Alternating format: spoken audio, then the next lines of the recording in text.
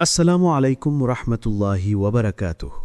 প্রিয় ভাই ও বোনেরা, আমরা সবাই দোয়া করি, কখনো চাকরির জন্য, কখনো রোগ থেকে মুক্তির জন্য, কখনো প্রিয়জনের জন্য। কিন্তু অনেক সময় আমরা অনুভব করি আল্লাহ আমাদের দোয়া কবুল করছেন না। তখন মনে প্রশ্ন জাগে, আমার দোয়া কি পৌঁছাচ্ছে না? আমি কি কিছু ভুল করছি? আজকের এই ভিডিওতে আমরা জানব আল্লাহকে তোমার দোয়ার জন্য রাজি করানোর সহজ উপায়, এমন কিছু আমল ও হৃদয়ের পরিবর্তন যেগুলো করলে আল্লাহ নিজে তোমার দোয়া কবুলের জন্য আগ্রহী হয়ে উঠবেন। ১. দোয়ার জন্য হৃদয়কে প্রস্তুত করা। প্রিয় ভাই ও বোনেরা, মনে রাখবেন, দোয়া কখনোই কেবল ঠোঁটের উচ্চারিত কিছু শব্দ নয়। দোয়া হল আত্মার আত্মনাদ, ভাঙা হৃদয়ের কান্না, নিঃসঙ্গ রাতের একান্ত মুহূর্তে আল্লাহর কাছে ছুটে যাওয়া। আমরা অনেক সময় মনে করি দোয়া মানে কেবল হাত তুলে কিছু চাওয়া, কিন্তু আসলে দোয়া তখনই শক্তিশালী হয় যখন এর ভেতরে থাকে ভাঙা হৃদয়ের তৃষ্ণা আর অশ্রুসিক্ত আরতি। কোরআনে আল্লাহ বলেছেন, তোমরা তোমাদের রবকে ডাকো বিনীতভাবে ও অশ্রুসিক্ত হৃদয়ে। সূরা আরাফ ৫৫ আয়াত। এই আয়াত আমাদের শেখায় যে আল্লাহ তাদের দোয়া ভালোবাসেন যারা তার দরবারে বিনয়ী হয়ে আসে। অহংকার, আত্মম্ভরিতা বা শক্তির ভরসায় দাঁড়িয়ে কেউ যদি দোয়া করে, সেই দোয়া আকাশ চিরে উপরে ওঠে না। কিন্তু যখন কোনো মানুষ ভেঙে পড়ে, দুনিয়ার সব রাস্তা বন্ধ হয়ে যায়, তখন তার হৃদয় আল্লাহর কাছে গলে যায়। সেই কান্না, সেই নিঃশ্বাস, সেই আর্তনাদ আল্লাহর কাছে সবচেয়ে মূল্যবান। আপনি কি কখনো এমন মুহূর্ত অনুভব করেছেন যখন একা ঘরে বসে হঠাৎ চোখে পানি চলে এসেছে? যখন কারো সাথে শেয়ার করার মতো কিছু ছিল না, তখন শুধু আকাশের দিকে তাকিয়ে বলেছেন, হে আল্লাহ, আমি আর পারছি না, এখন শুধু আপনিই আছেন। সেই মুহূর্তগুলোতেই দোয়ার দরজা খুলে যায়।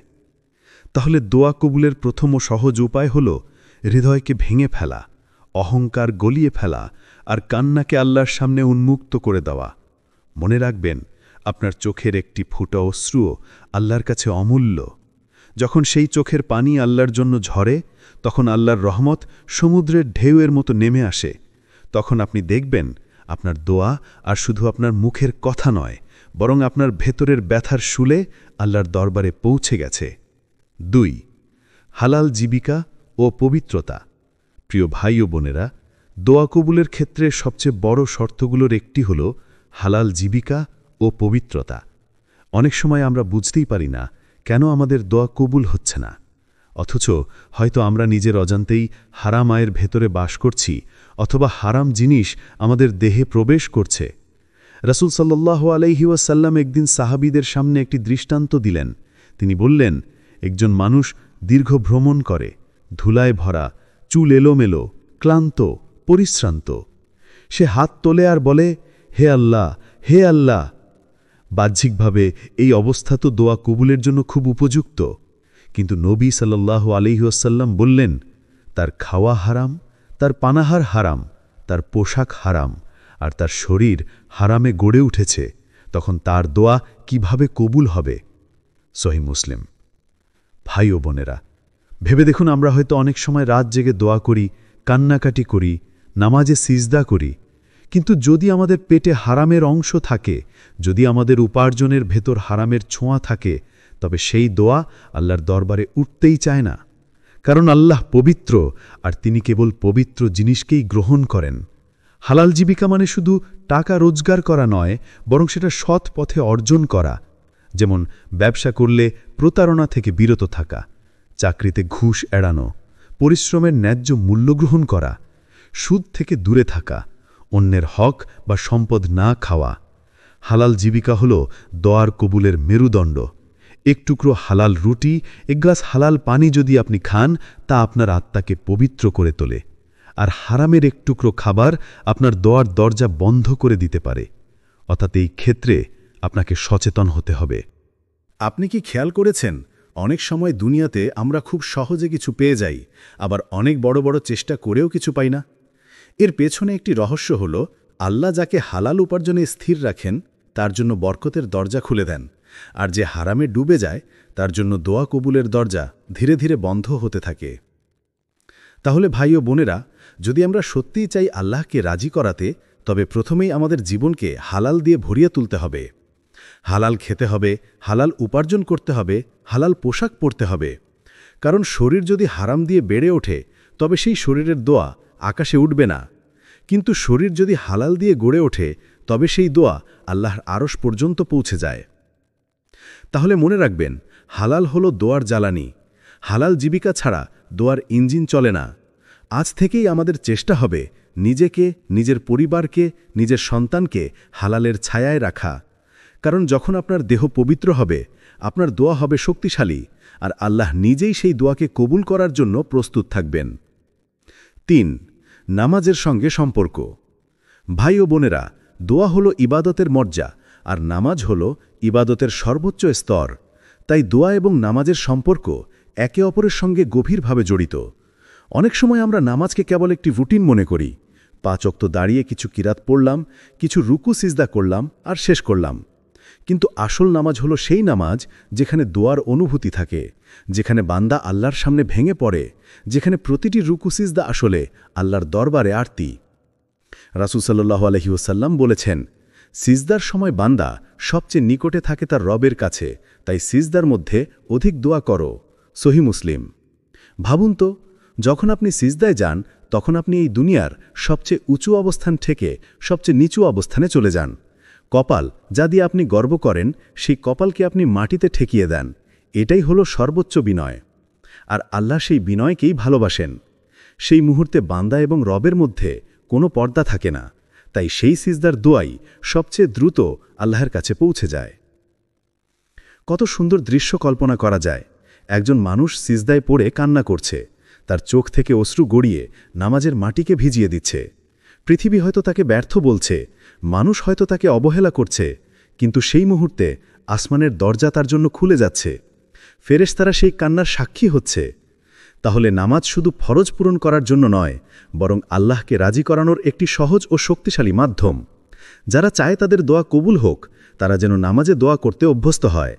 ফরজ নামাজের পর, নফল নামাজে, সিজদার ভেতরে প্রতিটি সময়ই আল্লাহকে ডাকো।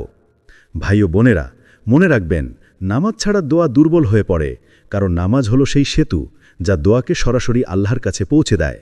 যদি আমরা নামাজকে অবহেলা করি অথচ দোয়া কবুলের আশা করি, তাহলে সেটা অসম্পূর্ণ চেষ্টা হয়ে যায়। তাহলে আসুন আজ থেকে আমরা প্রতিজ্ঞা করি: 1. সিজদার মধ্যে বেশি বেশি দোয়া করব। 2. প্রতিটি নামাজের পর হাত তুলে আল্লাহকে ডাকব। আর 3. নামাজকে কেবল একটি দায়িত্ব নয়, বরং আল্লাহর সঙ্গে কথা বলার সুযোগ হিসেবে নেব। কারণ যে বান্দা নামাজে দোয়া করে, আল্লাহ কখনো তাকে খালি ফিরিয়ে দেন না। 4. সালাতুল হাজত ও তাহাজ্জুদ। প্রিয় ভাই ও বোনেরা, আমরা প্রায় সবাই কোনো না কোনো সমস্যার ভেতর ডুবে থাকি। কখনো সেটা হতে পারে রোগ শোক, কখনো জীবিকার সংকট, কখনো সম্পর্কের টানাপোড়েন। তখন আমরা চারদিকে সমাধান খুঁজি, ডাক্তারের কাছে যাই, মানুষের কাছে যাই, এমনকি অনেক সময় দুনিয়ার ছোটখাটো জিনিসের ওপর ভরসা করি। অথচ আমাদের প্রিয় নবী সাল্লাল্লাহু আলাইহি ওয়াসাল্লাম আমাদের একটি বিশেষ রহস্য শিখিয়ে গেছেন: সালাতুল হাজত এবং তাহাজ্জুদ।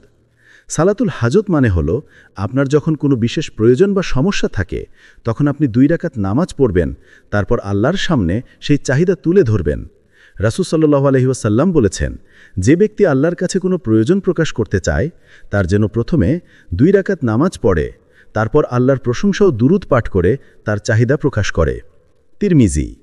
এখন কল্পনা করুন, আপনি রাতের নীরবতায় দাঁড়িয়ে আছেন, সবাই ঘুমিয়ে পড়েছে, পুরো দুনিয়া নীরব।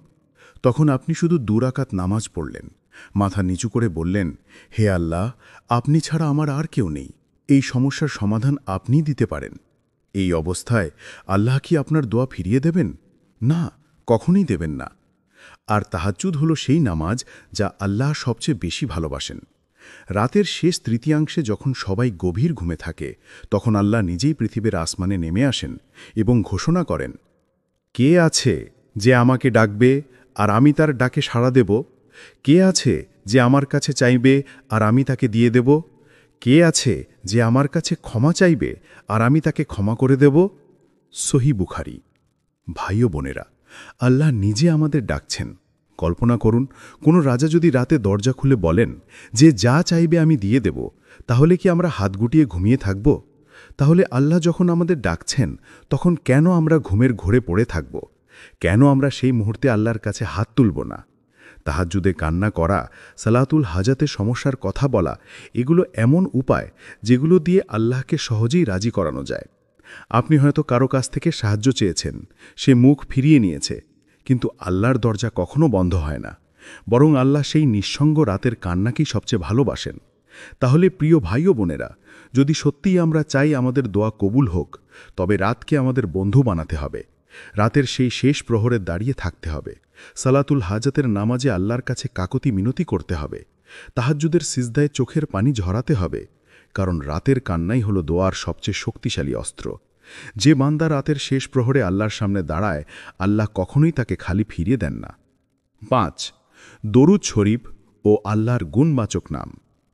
প্রিয় ভাই ও বোনেরা, দোয়া কবুল হওয়ার সবচেয়ে শক্তিশালী চাবিকাঠির মধ্যে একটি হল দরুদ শরীফ পাঠ করা এবং আল্লাহর সুন্দর নামগুলো আসমাউল হুসনা দিয়ে তাকে ডাকা। রসুল সাল্লাল্লাহু আলাইহি সাল্লাম বলেছেন, যে ব্যক্তি দোয়ার শুরুতে এবং শেষে আমার ওপর দরুদ পাঠ করে, তার দোয়া আসমান ও জমিনের মাঝে আটকে থাকে না, বরং সরাসরি আল্লাহর কাছে পৌঁছে যায়। তিরমিজি। একবার কল্পনা করুন, আপনি একটি চিঠি লিখলেন, কিন্তু খামের ওপরে ঠিকানা লিখলেন না। সেই চিঠি কখনো গন্তব্যে পৌঁছাবে না। কিন্তু যখন দরুদ শরীফ দিয়ে দোয়ার শুরু আর শেষ করা হয়, তখন সেটা এমন হয় যেন খামের ওপর সঠিক ঠিকানা লিখে পাঠানো হলো। তখন আর দোয়া আটকে থাকে না, বরং সরাসরি আল্লাহর কাছে পৌঁছে যায়। ভাই ও বোনেরা, দরুদ হলো এমন এক নূর যা আমাদের দোয়ার চারপাশে আলো ছড়িয়ে দেয়। যখন বান্দা রাসূল সাল্লাল্লাহু আলাইহি ওয়াসাল্লামের ওপর দরুদ পাঠ করে, তখন ফেরেশতারা সেই দরুদকে বহন করে আল্লাহর দরবারে নিয়ে যায়। আর আল্লাহ নিজেই বলেন, আমি আর আমার ফেরেশতারা নবীর ওপর দরুদ পাঠ করি। সূরা আহজাব 56।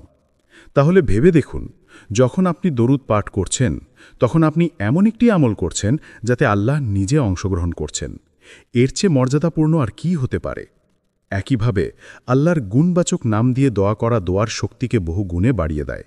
কোরআনে আল্লাহ বলেন, আল্লাহর জন্য রয়েছে সবচেয়ে সুন্দর নামসমূহ, তাই সেই নামগুলো দ্বারা তাকে ডাকো।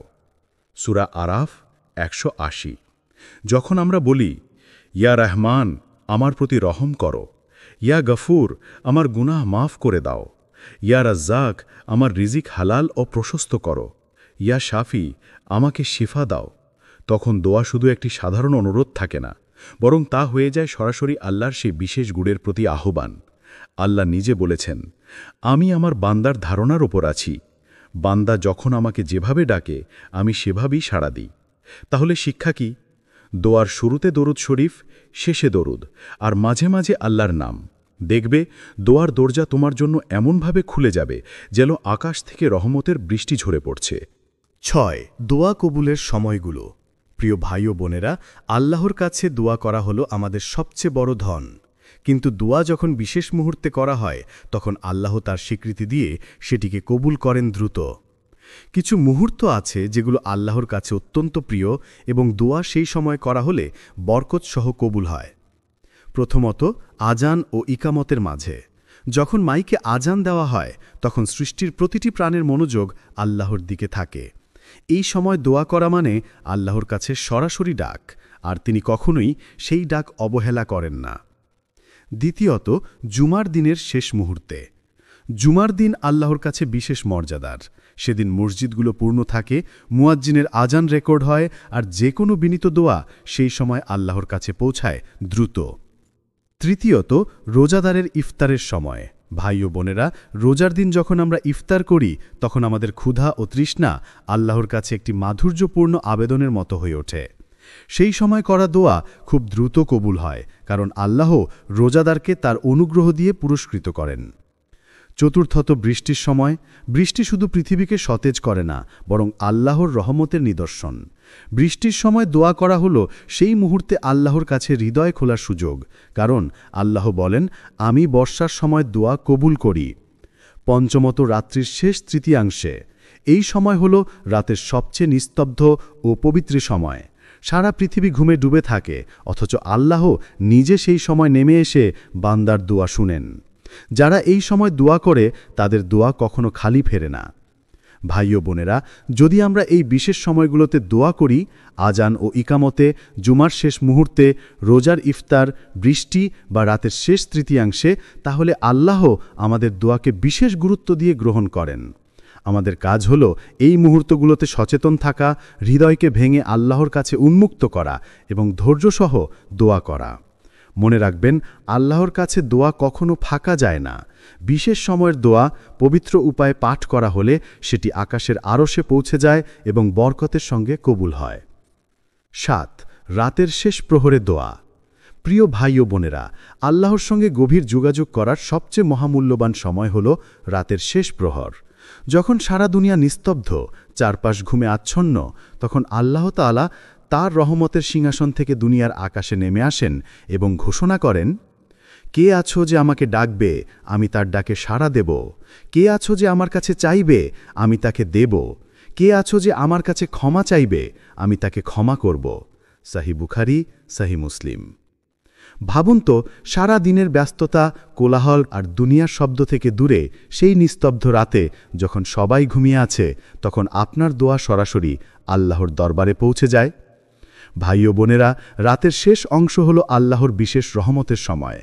এই সময় দোয়া করা মানে এমন এক দরজায় করা নাড়া যা কখনোই ফাঁকা হাতে ফেরায় না। অনেকে দিনের বেলা দোয়া করে, ফল তাড়াতাড়ি পায় না, হতাশ হয়ে যায়। কিন্তু যে বান্দা রাতের অন্ধকারে উঠতে পারে, চোখের পানি ফেলতে পারে, সে বান্দার দোয়া কখনোই ফেলে দেওয়া হয় না। একটু ভেবে দেখুন তো, রাতের শেষ প্রহরে যখন সবাই ঘুমিয়ে আছে, তখন আপনি অজু করে 2 রাকাত তাহাজ্জুদ পড়লেন, সিজদায় মাথা রেখে কাঁদলেন, হে আল্লাহ, আমার বিপদ দূর করো, হে আল্লাহ, আমার দোয়া কবুল করো। এই কান্না হল সবচেয়ে শক্তিশালী অস্ত্র, কারণ আল্লাহ বলেন, আমি বিনীত আরতি শোনার জন্যই কাছে থাকি। তাহলে উপায় কি? প্রথমে ঘুমানোর আগে নিয়ত করুন, আমি শেষ রাতে উঠব। ফজরের আগের সময়টুকু হলো সবচেয়ে বরকতময় মুহূর্ত। সেখানে দাঁড়িয়ে অল্প হলেও দোয়া করুন, দরুদ পাঠ করে শুরু করুন, আল্লাহর সুন্দর নামগুলো দিয়ে ডাকুন, আর চোখের পানি দিয়ে হৃদয় ভিজিয়ে দিন। হে ভাই ও বোনেরা, রাতের শেষ প্রহরের দোয়া এমন এক আলো যা অন্ধকারতম জীবনকেও বদলে দিতে পারে। তাই আজ থেকেই সিদ্ধান্ত নিন, আপনার দোয়া আকাশ ছুঁবে, কারণ আপনি সেটি করবেন রাতের অশ্রুসিক্ত নীরবতায়। প্রিয় ভাই ও বোনেরা, দোয়া কবুলের পথে কখনোই তাড়াহুড়ো করা যায় না। অনেক সময় আমরা হতাশ হয়ে বলি, আমি তো বহুবার দোয়া করেছি, কিন্তু কেন আল্লাহ তা কবুল করছেন না?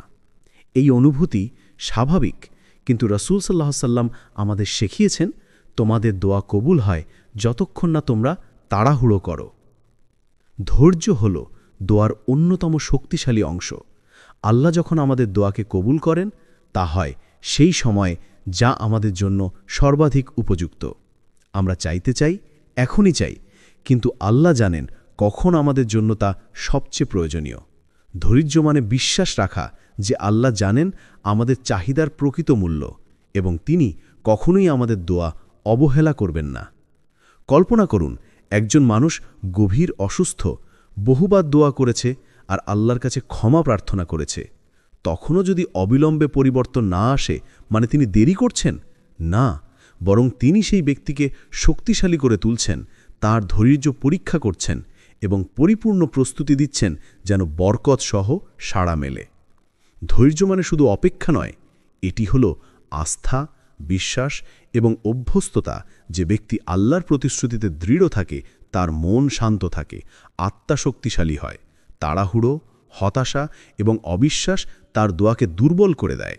কিন্তু ধৈর্য ধরে দোয়া করা, আল্লাহর গুণবাচক নাম উচ্চারণ করা, দুরূদ পাঠ করা, এই 3টি উপায় একসাথে করলে দোয়া আকাশ ছুঁয়ে যায়। ভাই ও বোনেরা, মনে রাখবেন, দোয়া হলো আল্লাহর সাথে আমাদের সম্পর্কের প্রকাশ, আর ধৈর্য হলো সেই সম্পর্কের ভিত্তি। আমরা যতই চেষ্টা করি, যতই কান্না করি, যদি ধৈর্য না রাখি, দোয়ার শক্তি পুরোপুরি প্রকাশ পায় না। তাই প্রতিটি দোয়ার সাথে অন্তরে দৃঢ় বিশ্বাস রাখুন যে আল্লাহ আপনার ডাকে শুনবেন, ঠিক সময়ে বরকত সহ সাড়া দেবেন। শেষ কথা হলো, আপনি যতই মনে করুন দোয়া দেরি হচ্ছে, আল্লাহ জানেন কখন সেটি আপনার জন্য সবচেয়ে প্রয়োজনীয়। ধৈর্য ধরুন, স্থির থাকুন এবং জানুন, আল্লাহর প্রতিশ্রুতি কখনো ব্যর্থ হয় না। যখন আমরা ধৈর্য ধরে দোয়া করি তখন সেই দোয়া সমুদ্রের ঢেউয়ের মতো আমাদের জীবনের সব খারাপ মুহূর্তকে ভেঙে দিয়ে রহমত নিয়ে আসে। প্রিয় ভাই ও বোনেরা, আজ আমরা শিখলাম আল্লাহকে রাজি করানোর সহজ উপায় কিভাবে বাস্তবায়ন করা যায়। দোয়া শুধুই মুখের শব্দ নয়, এটি হলো হৃদয়ের আরতি, আত্মার কান্না এবং বিশ্বাসের প্রকাশ। আমাদের দোয়া কবুলের জন্য কয়েকটি মূল উপায় রয়েছে। ১. হৃদয়কে প্রস্তুত করা, ভাঙা হৃদয়ে বিনীতভাবে অশ্রুসিক্ত চোখে আল্লাহর দরবারে ছুটে যাওয়া।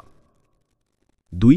হালাল জীবিকা ও পবিত্রতা, নিজের রোজগার, খাবার ও জীবনকে পবিত্র রাখলে দুয়ার পথ খুলে যায়।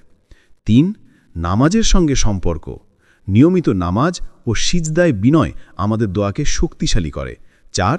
সালাতুল হাজত ও তাহাজ্জুদ, রাতের একান্ত মুহূর্তে আল্লাহর কাছে নিজেকে উন্মুক্ত করা। ৫. দুরুদ শরীফ এবং আল্লাহর গুণবাচক নাম, দোয়ার শুরু ও শেষে দুরুদ পাঠ এবং আল্লাহর নাম উচ্চারণ দোয়াকে আকাশ পর্যন্ত পৌঁছায়। ৬. দোয়া কবুলের বিশেষ সময়, আজান, ইফতার, জুমার শেষ মুহূর্ত, বৃষ্টি এবং রাতের শেষ তৃতীয় অংশে দোয়া দ্রুত কবুল হয়। ৭. ধৈর্য ও স্থিরতা, দোয়া কবুলে তাড়াহুড়ো না করা, আল্লাহর সময় এবং পরিকল্পনার উপর বিশ্বাস রাখা। ভাই ও বোনেরা, মনে রাখবেন, দোয়া কখনোই খালি যায় না। হয়তো তা আমাদের প্রত্যাশার মতো সঙ্গে সঙ্গে কবুল হয় না, কিন্তু আল্লাহ তা সর্বদা আমাদের জন্য বরকত সহ প্রস্তুত রাখেন। আমাদের কাজ হল বিশ্বাস, ধৈর্য এবং পবিত্রতা ধরে রাখা। চলুন শেষ করি এক ছোট কিন্তু শক্তিশালী দোয়ার মাধ্যমে। হে আল্লাহ, আমাদের হৃদয়কে ভেঙে দাও, আমাদের দোয়াকে কবুল করো, আমাদের জীবনকে হালাল দিয়ে পূর্ণ করো, আমাদের নামাজ ও ইবাদত গ্রহণযোগ্য করো, আমাদের ধৈর্য দাও, আমাদের উপর আপনার রহমত বর্ষিত করো এবং আমাদের দোয়াকে বরকত সহ কবুল করো। আমিন। ভাই ও বোনেরা, আজ এই ভিডিও থেকে যে শিক্ষা পেলাম, আল্লাহকে রাজি করানো কোনো কঠিন কাজ নয়, শুধু আমাদের হৃদয়, বিশ্বাস এবং ধৈর্য যথাযথ রাখতে হবে। আল্লাহ আমাদের দোয়া শুনবেন, আমাদের জীবনে বরকত আনবেন এবং আমাদের সমস্ত কষ্ট ও চাহিদা পূরণ করবেন ইনশাআল্লাহ। আসসালামু আলাইকুম রহমতুল্লাহি ওয়াবারাকাতুহ। প্রিয় ভাই ও বোনেরা, আমরা সবাই দোয়া করি, কখনো চাকরির জন্য, কখনো রোগ থেকে মুক্তির জন্য, কখনো প্রিয়জনের জন্য। কিন্তু অনেক সময় আমরা অনুভব করি আল্লাহ আমাদের দোয়া কবুল করছেন না। তখন মনে প্রশ্ন জাগে, আমার দোয়া কি পৌঁছাচ্ছে না? আমি কি কিছু ভুল করছি? আজকের এই ভিডিওতে আমরা জানব আল্লাহকে তোমার দোয়ার জন্য রাজি করানোর সহজ উপায়, এমন কিছু আমল ও হৃদয়ের পরিবর্তন যেগুলো করলে আল্লাহ নিজে তোমার দোয়া কবুলের জন্য আগ্রহী হয়ে উঠবেন। ১. দোয়ার জন্য হৃদয়কে প্রস্তুত করা। প্রিয় ভাই ও বোনেরা, মনে রাখবেন, দোয়া কখনোই কেবল ঠোঁটের উচ্চারিত কিছু শব্দ নয়। দোয়া হল আত্মার আত্মনাদ, ভাঙা হৃদয়ের কান্না, নিঃসঙ্গ রাতের একান্ত মুহূর্তে আল্লাহর কাছে ছুটে যাওয়া। আমরা অনেক সময় মনে করি দোয়া মানে কেবল হাত তুলে কিছু চাওয়া, কিন্তু আসলে দোয়া তখনই শক্তিশালী হয় যখন এর ভেতরে থাকে ভাঙা হৃদয়ের তৃষ্ণা আর অশ্রুসিক্ত আরতি। কোরআনে আল্লাহ বলেছেন, তোমরা তোমাদের রবকে ডাকো বিনীতভাবে ও অশ্রুসিক্ত হৃদয়ে। সূরা আরাফ ৫৫ আয়াত। এই আয়াত আমাদের শেখায় যে আল্লাহ তাদের দোয়া ভালোবাসেন যারা তার দরবারে বিনয়ী হয়ে আসে। অহংকার, আত্মম্ভরিতা বা শক্তির ভরসায় দাঁড়িয়ে কেউ যদি দোয়া করে, সেই দোয়া আকাশ চিরে উপরে ওঠে না। কিন্তু যখন কোনো মানুষ ভেঙে পড়ে, দুনিয়ার সব রাস্তা বন্ধ হয়ে যায়, তখন তার হৃদয় আল্লাহর কাছে গলে যায়। সেই কান্না, সেই নিঃশ্বাস, সেই আর্তনাদ আল্লাহর কাছে সবচেয়ে মূল্যবান। আপনি কি কখনো এমন মুহূর্ত অনুভব করেছেন যখন একা ঘরে বসে হঠাৎ চোখে পানি চলে এসেছে? যখন কারো সাথে শেয়ার করার মতো কিছু ছিল না, তখন শুধু আকাশের দিকে তাকিয়ে বলেছেন, হে আল্লাহ, আমি আর পারছি না, এখন শুধু আপনিই আছেন। সেই মুহূর্তগুলোতেই দোয়ার দরজা খুলে যায়।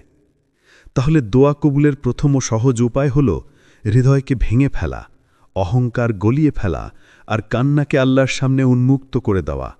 মনে রাখবেন, আপনার চোখের একটি ফুটা অশ্রুও আল্লাহর কাছে অমূল্য। যখন সেই চোখের পানি আল্লাহর জন্য ঝরে, তখন আল্লাহর রহমত সমুদ্রের ঢেউয়ের মতো নেমে আসে।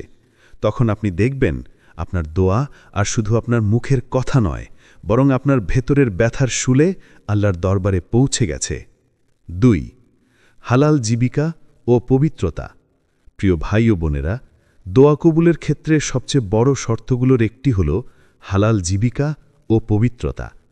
অনেক সময় আমরা বুঝতেই পারি না কেন আমাদের দোয়া কবুল হচ্ছে না, অথচ হয়তো আমরা নিজের অজান্তেই হারাম আয়ের ভেতরে বাস করছি অথবা হারাম জিনিস আমাদের দেহে প্রবেশ করছে। রাসূল সাল্লাল্লাহু আলাইহি ওয়াসাল্লাম একদিন সাহাবীদের সামনে একটি দৃষ্টান্ত দিলেন। তিনি বললেন, একজন মানুষ দীর্ঘ ভ্রমণ করে, ধুলায় ভরা, চুল এলোমেলো, ক্লান্ত, পরিশ্রান্ত।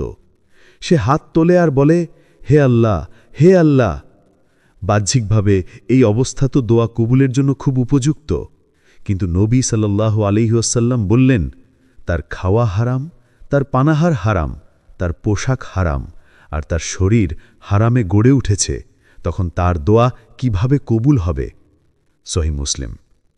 ভাই ও বোনেরা, ভেবে দেখুন, আমরা হয়তো অনেক সময় রাত জেগে দোয়া করি, কান্নাকাটি করি, নামাজে সিজদা করি, কিন্তু যদি আমাদের পেটে হারামের অংশ থাকে, যদি আমাদের উপার্জনের ভেতর হারামের ছোঁয়া থাকে, তবে সেই দোয়া আল্লাহর দরবারে উঠতেই চায় না। কারণ আল্লাহ পবিত্র, আর তিনি কেবল পবিত্র জিনিসকেই গ্রহণ করেন। হালাল জীবিকা মানে শুধু টাকা রোজগার করা নয়, বরং সেটা সৎ পথে অর্জন করা।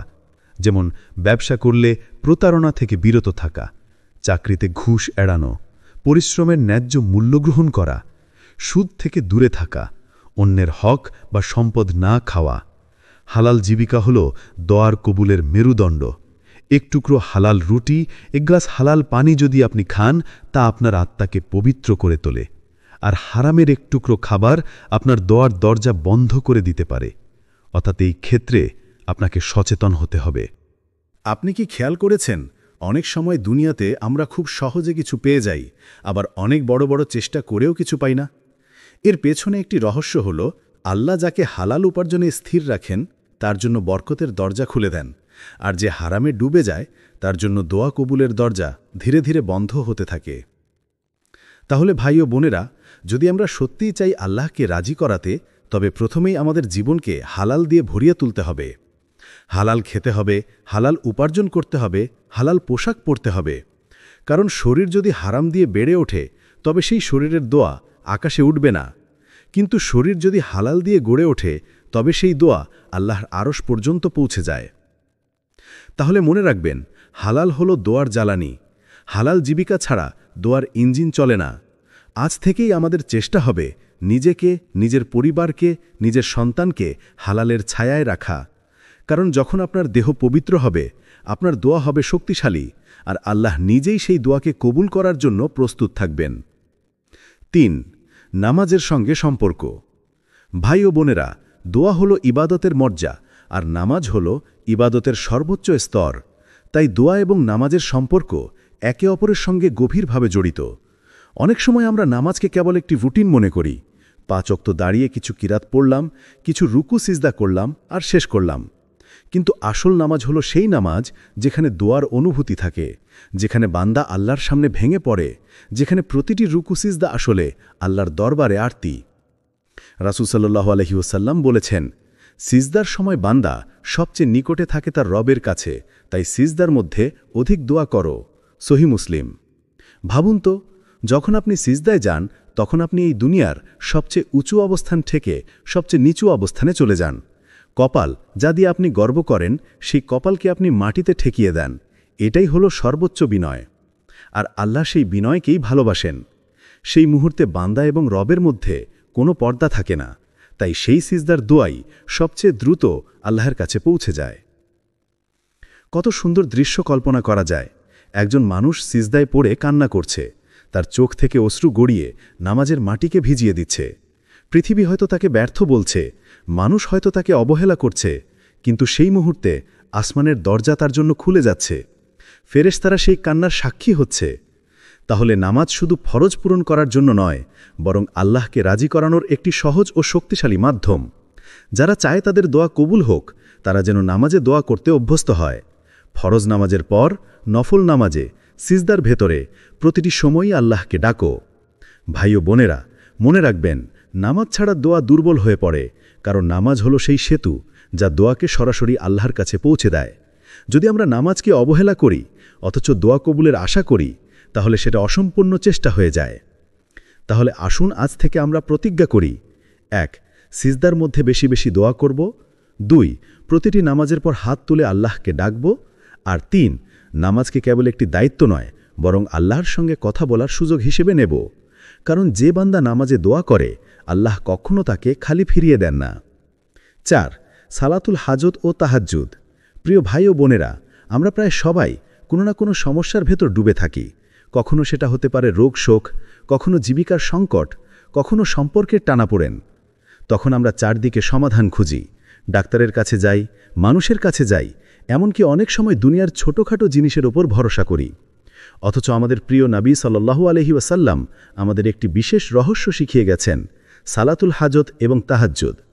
সালাতুল হাজত মানে হলো, আপনার যখন কোনো বিশেষ প্রয়োজন বা সমস্যা থাকে, তখন আপনি 2 রাকাত নামাজ পড়বেন, তারপর আল্লাহর সামনে সেই চাহিদা তুলে ধরবেন।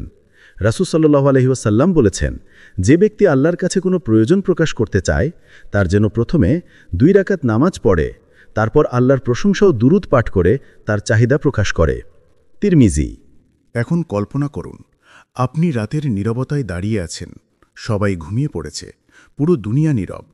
তখন আপনি শুধু 2 রাকাত নামাজ পড়লেন, মাথা নিচু করে বললেন, হে আল্লাহ, আপনি ছাড়া আমার আর কেউ নেই, এই সমস্যার সমাধান আপনিই দিতে পারেন। এই অবস্থায় আল্লাহ কি আপনার দোয়া ফিরিয়ে দেবেন? না, কখনোই দেবেন না। আর তাহাজ্জুদ হলো সেই নামাজ যা আল্লাহ সবচেয়ে বেশি ভালোবাসেন। রাতের শেষ তৃতীয়াংশে যখন সবাই গভীর ঘুমে থাকে, তখন আল্লাহ নিজেই পৃথিবীর আসমানে নেমে আসেন এবং ঘোষণা করেন, কে আছে যে আমাকে ডাকবে আর আমি তার ডাকে সাড়া দেব? কে আছে যে আমার কাছে চাইবে আর আমি তাকে দিয়ে দেব? কে আছে যে আমার কাছে ক্ষমা চাইবে আর আমি তাকে ক্ষমা করে দেব? সহিহ বুখারী। ভাই ও বোনেরা, আল্লাহ নিজে আমাদের ডাকছেন। কল্পনা করুন, কোনো রাজা যদি রাতে দরজা খুলে বলেন যে যা চাইবে আমি দিয়ে দেব, তাহলে কি আমরা হাত গুটিয়ে ঘুমিয়ে থাকব? তাহলে আল্লাহ যখন আমাদের ডাকছেন, তখন কেন আমরা ঘুমের ঘোরে পড়ে থাকব? কেন আমরা সেই মুহূর্তে আল্লাহর কাছে হাত তুলব না? তাহাজ্জুদে কান্না করা, সালাতুল হাজাতে সমস্যার কথা বলা, এগুলো এমন উপায় যেগুলো দিয়ে আল্লাহকে সহজেই রাজি করানো যায়। আপনি হয়তো কারো কাছ থেকে সাহায্য চেয়েছেন, সে মুখ ফিরিয়ে নিয়েছে, কিন্তু আল্লাহর দরজা কখনো বন্ধ হয় না, বরং আল্লাহ সেই নিঃসঙ্গ রাতের কান্নাকেই সবচেয়ে ভালোবাসেন। তাহলে প্রিয় ভাই ও বোনেরা, যদি সত্যিই আমরা চাই আমাদের দোয়া কবুল হোক, তবে রাতকে আমাদের বন্ধু বানাতে হবে। রাতের সেই শেষ প্রহরে দাঁড়িয়ে থাকতে হবে, সালাতুল হাজাতের নামাজে আল্লাহর কাছে কাকতি মিনতি করতে হবে, তাহাজ্জুদের সিজদায় চোখের পানি ঝরাতে হবে, কারণ রাতের কান্নাই হলো দোয়ার সবচেয়ে শক্তিশালী অস্ত্র।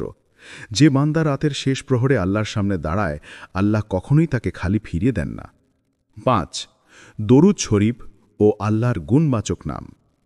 প্রিয় ভাই ও বোনেরা, দোয়া কবুল হওয়ার সবচেয়ে শক্তিশালী চাবিকাঠির মধ্যে একটি হল দরুদ শরীফ পাঠ করা এবং আল্লাহর সুন্দর নামগুলো আসমাউল হুসনা দিয়ে তাকে ডাকা। রাসূল সাল্লাল্লাহু আলাইহি সাল্লাম বলেছেন, যে ব্যক্তি দোয়ার শুরুতে এবং শেষে আমার ওপর দরুদ পাঠ করে, তার দোয়া আসমান ও জমিনের মাঝে আটকে থাকে না, বরং সরাসরি আল্লাহর কাছে পৌঁছে যায়। তিরমিজি।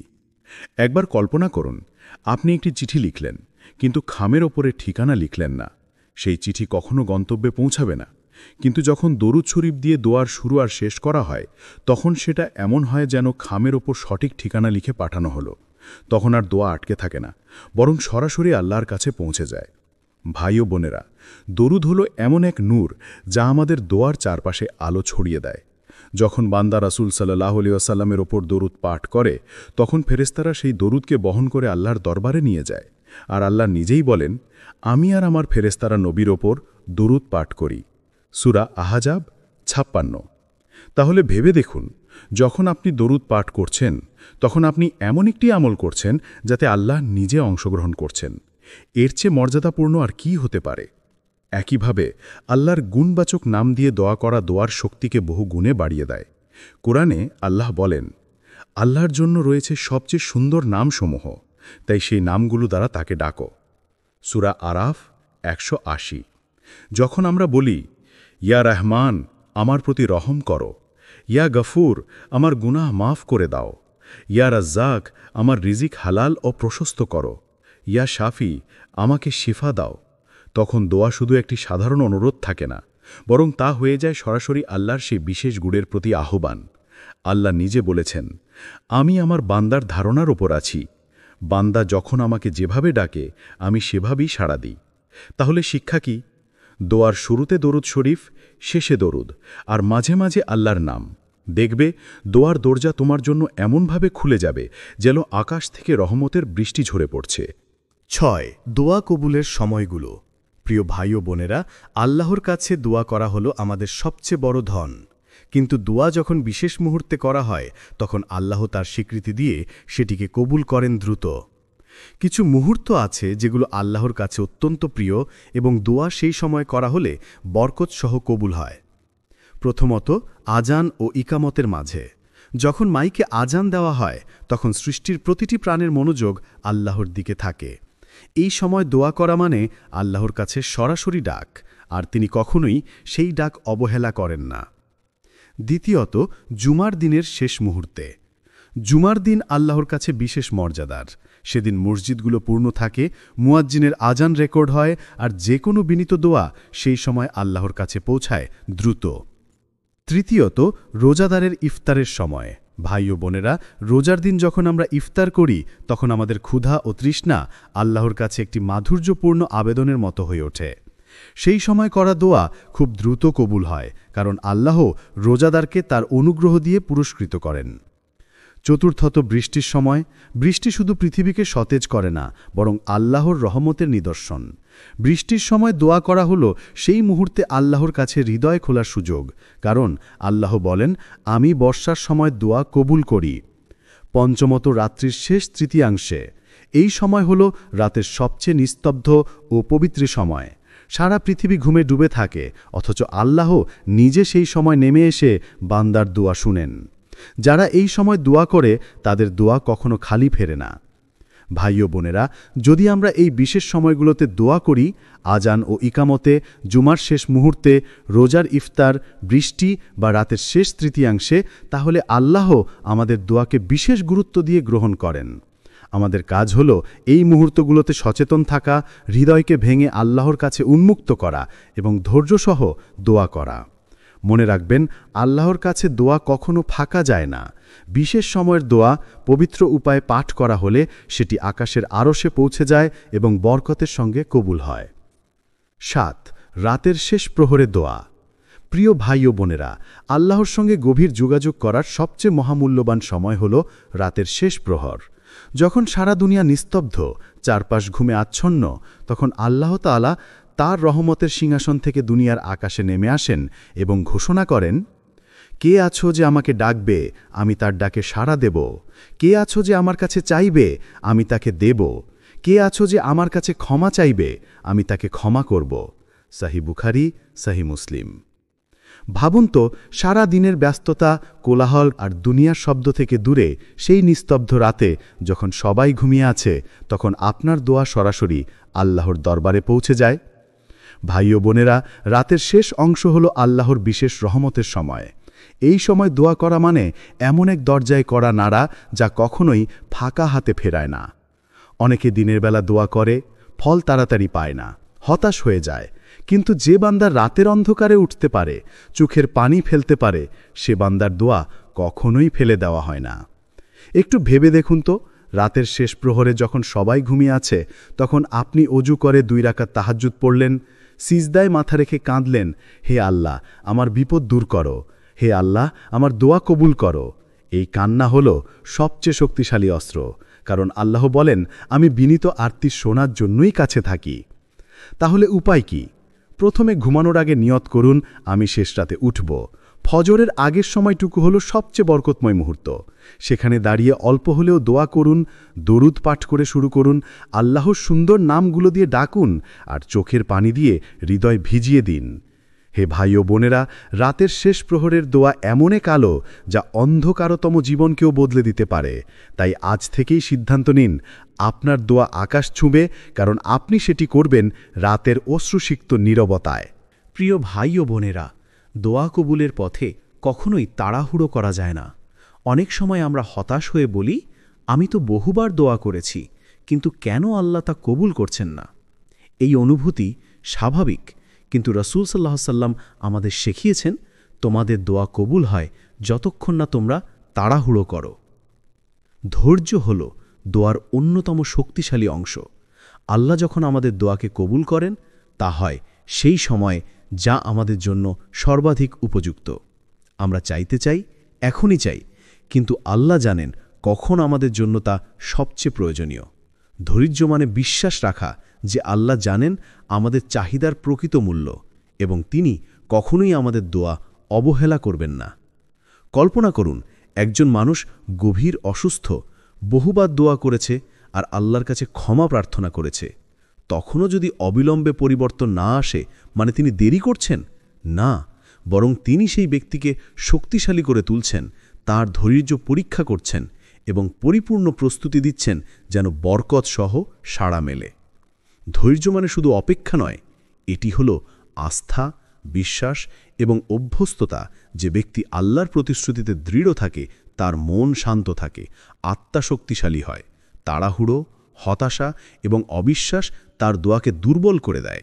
কিন্তু ধৈর্য ধরে দোয়া করা, আল্লাহর গুণবাচক নাম উচ্চারণ করা, দুরূদ পাঠ করা, এই তিনটি উপায় একসাথে করলে দোয়া আকাশ ছুঁয়ে যায়। ভাই ও বোনেরা, মনে রাখবেন, দোয়া হলো আল্লাহর সাথে আমাদের সম্পর্কের প্রকাশ, আর ধৈর্য হলো সেই সম্পর্কের ভিত্তি। আমরা যতই চেষ্টা করি, যতই কান্না করি, যদি ধৈর্য না রাখি, দোয়ার শক্তি পুরোপুরি প্রকাশ পায় না। তাই প্রতিটি দোয়ার সাথে অন্তরে দৃঢ় বিশ্বাস রাখুন যে আল্লাহ আপনার ডাকে শুনবেন, ঠিক সময় বরকতসহ সাড়া দেবেন। শেষ কথা হলো, আপনি যতই মনে করুন দোয়া দেরি হচ্ছে, আল্লাহ জানেন কখন সেটি আপনার জন্য সবচেয়ে প্রয়োজনীয়। ধৈর্য ধরুন, স্থির থাকুন এবং জানুন আল্লাহর প্রতিশ্রুতি কখনো ব্যর্থ হয় না। যখন আমরা ধৈর্য ধরে দোয়া করি, তখন সেই দোয়া সমুদ্রের ঢেউয়ের মতো আমাদের জীবনের সব খারাপ মুহূর্তকে ভেঙে দিয়ে রহমত নিয়ে আসে। প্রিয় ভাই ও বোনেরা, আজ আমরা শিখলাম আল্লাহকে রাজি করানোর সহজ উপায় কিভাবে বাস্তবায়ন করা যায়। দোয়া শুধুই মুখের শব্দ নয়, এটি হলো হৃদয়ের আরতি, আত্মার কান্না এবং বিশ্বাসের প্রকাশ। আমাদের দোয়া কবুলের জন্য কয়েকটি মূল উপায় রয়েছে। ১. হৃদয়কে প্রস্তুত করা। ভাঙা হৃদয়ে বিনীতভাবে অশ্রুসিক্ত চোখে আল্লাহর দরবারে ছুটে যাওয়া। ২. হালাল জীবিকা ও পবিত্রতা। নিজের রোজগার, খাবার ও জীবনকে পবিত্র রাখলে দুয়ার পথ খুলে যায়। ৩. নামাজের সঙ্গে সম্পর্ক। নিয়মিত নামাজ ও সিজদায় বিনয় আমাদের দোয়াকে শক্তিশালী করে। ৪. সালাতুল হাজত ও তাহাজ্জুদ। রাতের একান্ত মুহূর্তে আল্লাহর কাছে নিজেকে উন্মুক্ত করা। ৫. দুরুদ শরীফ এবং আল্লাহর গুণবাচক নাম। দোয়ার শুরু ও শেষে দুরুদ পাঠ এবং আল্লাহর নাম উচ্চারণ দোয়াকে আকাশ পর্যন্ত পৌঁছায়। ৬. দোয়া কবুলের বিশেষ সময়। আজান, ইফতার, জুমার শেষ মুহূর্ত, বৃষ্টি এবং রাতের শেষ তৃতীয় অংশে দোয়া দ্রুত কবুল হয়। ৭. ধৈর্য ও স্থিরতা। দোয়া কবুলে তাড়াহুড়ো না করা, আল্লাহর সময় এবং পরিকল্পনার উপর বিশ্বাস রাখা। ভাই ও বোনেরা, মনে রাখবেন, দোয়া কখনোই খালি যায় না। হয়তো তা আমাদের প্রত্যাশার মতো সঙ্গে সঙ্গে কবুল হয় না, কিন্তু আল্লাহ তা সর্বদা আমাদের জন্য বরকত সহ প্রস্তুত রাখেন। আমাদের কাজ হলো বিশ্বাস, ধৈর্য এবং পবিত্রতা ধরে রাখা। চলুন শেষ করি এক ছোট কিন্তু শক্তিশালী দোয়ার মাধ্যমে। হে আল্লাহ, আমাদের হৃদয়কে ভেঙে দাও, আমাদের দোয়াকে কবুল করো, আমাদের জীবনকে হালাল দিয়ে পূর্ণ করো, আমাদের নামাজ ও ইবাদত গ্রহণযোগ্য করো, আমাদের ধৈর্য দাও, আমাদের উপর আপনার রহমত বর্ষিত করো এবং আমাদের দোয়াকে বরকত সহ কবুল করো। আমিন। ভাই ও বোনেরা, আজ এই ভিডিও থেকে যে শিক্ষা পেলাম, আল্লাহকে রাজি করানো কোনো কঠিন কাজ নয়। শুধু আমাদের হৃদয়, বিশ্বাস এবং ধৈর্য যথাযথ রাখতে হবে। আল্লাহ আমাদের দোয়া শুনবেন, আমাদের জীবনে বরকত আনবেন এবং আমাদের সমস্ত কষ্ট ও চাহিদা পূরণ করবেন ইনশাআল্লাহ।